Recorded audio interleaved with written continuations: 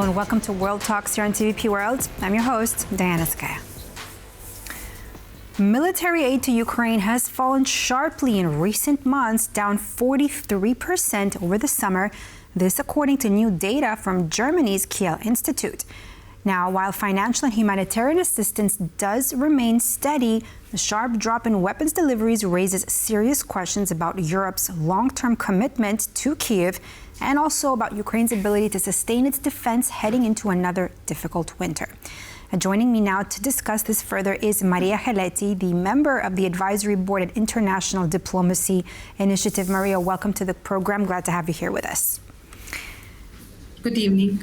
So, Mariya, the Ukraine Defense Contact Group did take place today. Give us a few words on that. What are some of the takeaways? The most important that actually the discussion was focused on air defense, production, and actually delivery air defense to Ukraine, including Patriot systems, which are very effective in counteracting Russian missiles. It was focused on extension of production of Ukrainian drones, which are necessary also for Ukrainian forces, but also now a lot of talks are going on between different partners.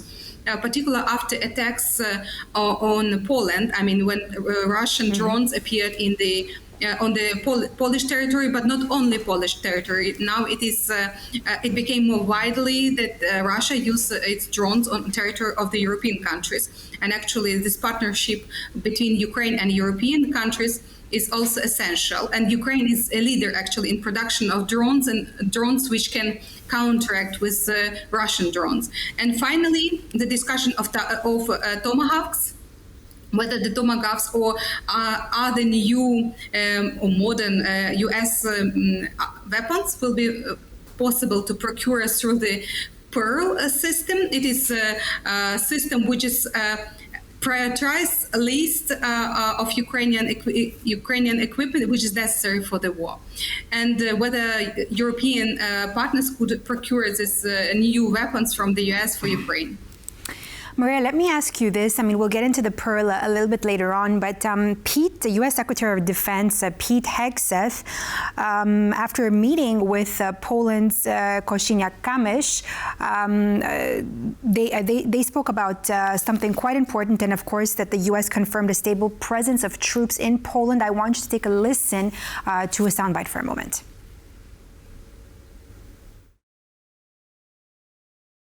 The second issue concerns the support of Ukraine. Poland is a country that has been carrying out this support since the first day the conflict in Ukraine broke out. Our very important mission, appreciated by the countries of the alliance, is the transfer, securing and participation of our soldiers and all services in the delivery of equipment and humanitarian aid. Without Poland, this operation cannot succeed. All right, your comment. Actually, yes, Poland is a very important partner for Ukraine because Poland is the first country on the border of Ukraine, and a lot of weapons deliveries is going on through Poland. Poland also heavily supported Ukrainian citizens when they escaped from the war and also provided humanitarian assistance. Currently, of course, we have some discussions about historic issues and other, but still Poland remains important partner for Ukraine, and I do believe that our joint danger, our joint insecurity will bring us closer. Mariya, now I want to take you to the data that was released by Germany's Kiel Institute here. Let me ask you, what was behind the sudden drop in military aid to Ukraine over the summer? I mean, here we have, they put the number that it was down to 43% over the summer. What's the reason behind this? It is, there are a lot of factors. One of the factors, of course, political changes in the US and the attempt to bring Ukraine and Russia to the negotiation table and negotiate about peace agreement. Unfortunately, it did not give positive results, and from very positive and very soft approach, we can observe that US is changing their approach to the resolving of the war in Ukraine by putting more pressure on Russia. It's doesn't impact it. Actually, it had negative impact because a lot of weapons which were or Ukraine expected from the US were not delivered to Ukraine. And also because we have a lot of very heavy war on our territory, and it means that because of this heavy war, Ukraine used a lot of weapons, and it needs constant supply. And finally, the most important that actually US now changing its strategy from soft approach to Russia to hard approach to Russia. And what we already heard that Trump says is that Russia needs pressure, and actually it should be forced to peace rather than soft approach and encouragement to settle this war with peaceful negotiations and peaceful agreement. Mariya, earlier on you mentioned the Pearl program, right? What does it actually change in how weapons actually reach Ukraine? It's very important that there are countries contributors. There is a list of necessary and priority equipment which Ukraine needs. And the countries which contribute to the program, to the fund, actually, I would say, they actually first contribute money, and then they will have resources to be able to procure these weapons from the US. Because US is a huge producer of different modern military equipment, and basically it can allow Ukraine to receive what it needs and regularly. And what about, you did mention, other countries. To my understanding, some countries have also reduced their military contribution, but why contributions? Among them, France, Spain, being criticized for holding back. What's behind their hesitation, Mariya?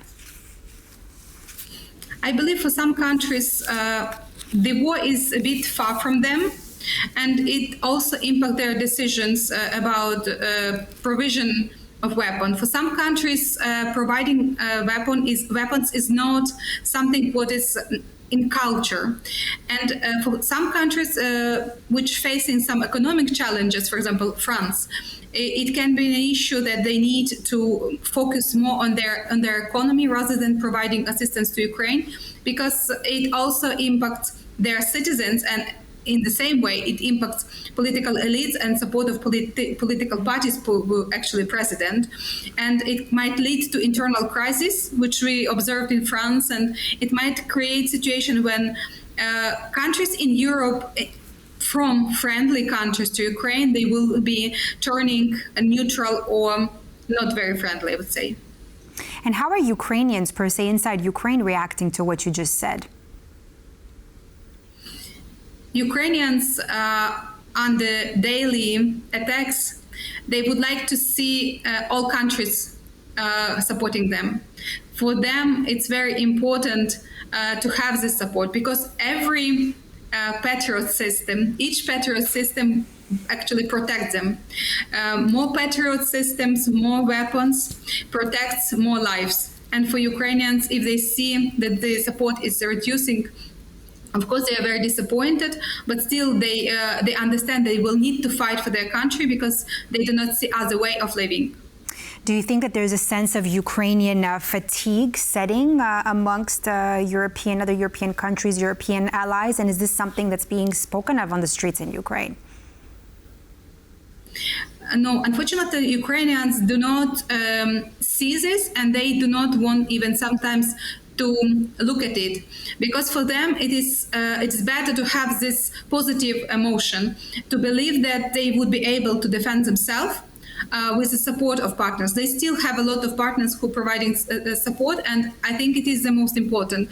If they started to count how countries, for example, do not provide sufficient support, or if they do not provide support at all, for them it would be a challenge and disappointment. It also might affect their ability to fight.